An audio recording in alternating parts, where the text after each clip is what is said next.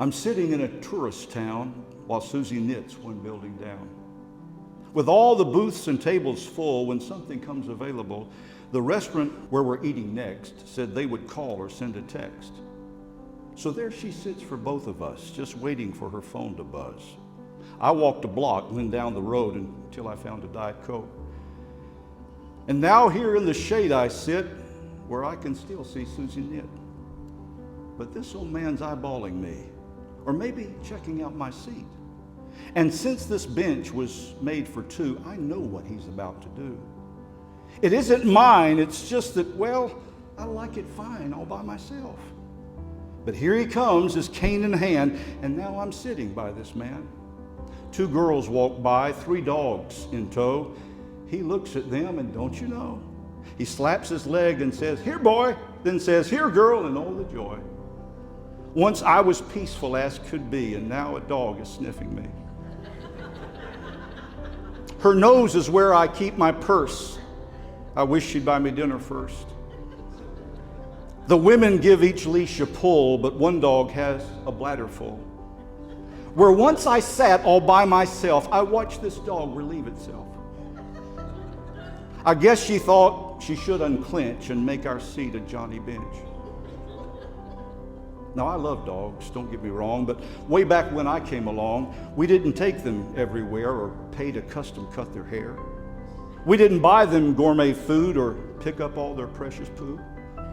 We loved our dogs, but you can bet they didn't sleep with us in bed. I think somewhere along the line, this world has lost its doggone mind.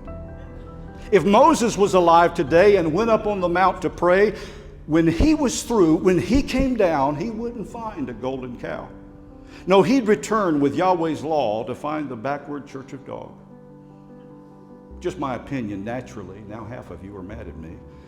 So let me get back to the tale, not on the dog, but on the story I began, where I was sitting by this man. It seems like things have settled down as he and I just look around. He views the mountains quietly. My eyes are focused on that peak. But sit and chat go hand in hand, so now I'm talking with this man. And as his narrative unfolds, I learned when he was 1 year old, his parents split and left him with some very special relatives. This aunt and uncle then became his mom and dad, if not in name. They raised him there in Georgia, but he moved away when he grew up. Went through big cities, little towns, before he finally settled down to live and raise his family in Chattanooga, Tennessee.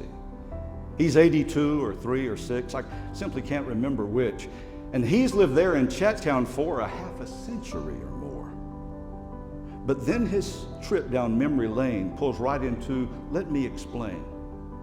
He says to me, for what it's worth, and that is where we found our church. That strikes me as how about that?